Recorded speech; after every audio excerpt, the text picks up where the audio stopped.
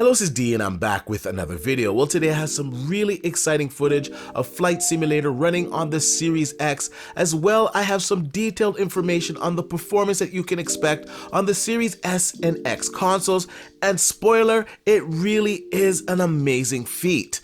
Now, before I get into today's video, I want you guys to please subscribe to the channel. I'm noticing a trend on this channel that most of you guys are watching the videos, but you're not subscribed to the channel. As well, you're not liking the videos. Now, when you like and subscribe to the channel, of course this helps me out tremendously, and the more you like and subscribe, the more videos I will put out. Now let's get on with Flight Simulator. Now, Microsoft has really outdone themselves here. Now, yesterday when I fired this up on my Series X, I was getting 60 FPS. Now, I was really puzzled at this performance and went to the internet to ask other users if they were also experiencing 60 FPS on the console. Now, when I put 120 Hertz on my television, I was getting well over 60 FPS. In fact, I was getting anywhere from 80 to 120 FPS. Now, I didn't report this because I just thought what I was seeing didn't make any sense.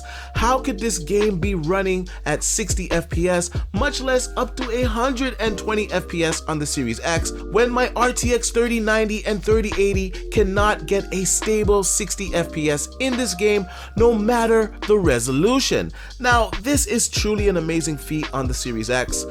Like I said, I was scratching my head. Now we fast forward to this morning, and Digital Foundry did an analysis on the game and have indeed confirmed that it is running up to 120 FPS on both the Series S and X consoles. Now, I'm not going to let you guys take my word for it. I'm going to play a little snippet of what Digital Foundry said on the performance of the Series consoles. The game actually does have a hidden unlocked frame rate mode. This is not accessed in the menu through any sort of toggle or anything like that, but you have to have a 120 Hertz screen, and it has to be set to 120 Hertz mode, and you have to have variable refresh rate set as well. With this, the game will then run fully unlocked frame rate up to 120 FPS. Ooh. I couldn't get this capture with my screen, so Richard Ledbetter did with his LG CX television, with the refresh rate indicator up and on there and enabled in the right hand corner that you can see. Series X and S run at the exact same internal resolution as they do in the 30 FPS mode, just unlocked with higher frame rates. So for example, here in Everest area on Series S,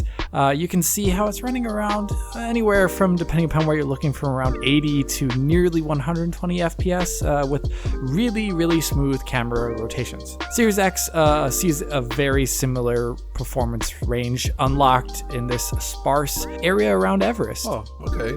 So there you have it. This is not a placebo effect. We are getting high frame rates on the Series X and S. This is running at 1440p, near ultra settings on the Series X. Now the Series S has a little bit lower settings, but it also is achieving 80 and 120 FPS at 1080p resolution. This is an incredible result for the Series consoles. Now the PC also did get an update. Unfortunately, I didn't update my computer in time for this video posting. Now I will be doing some metrics on it, and if you guys want to see that, let me know in the comment section down below, and I'll try to post it before the weekend. Nonetheless, this is an amazing result for the Xbox Series X and S.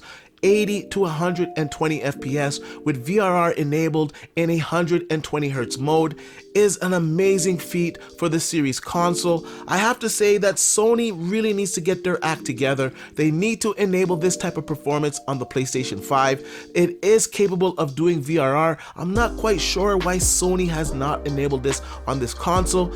Nonetheless, the Xbox Series X is getting a huge advantage from this being enabled on their console, and I just have to say kudos to Microsoft. Now, I've condensed some of my gameplay to about 8 to 10 minutes so you guys can really get a feel of how this looks and runs on the Xbox Series X.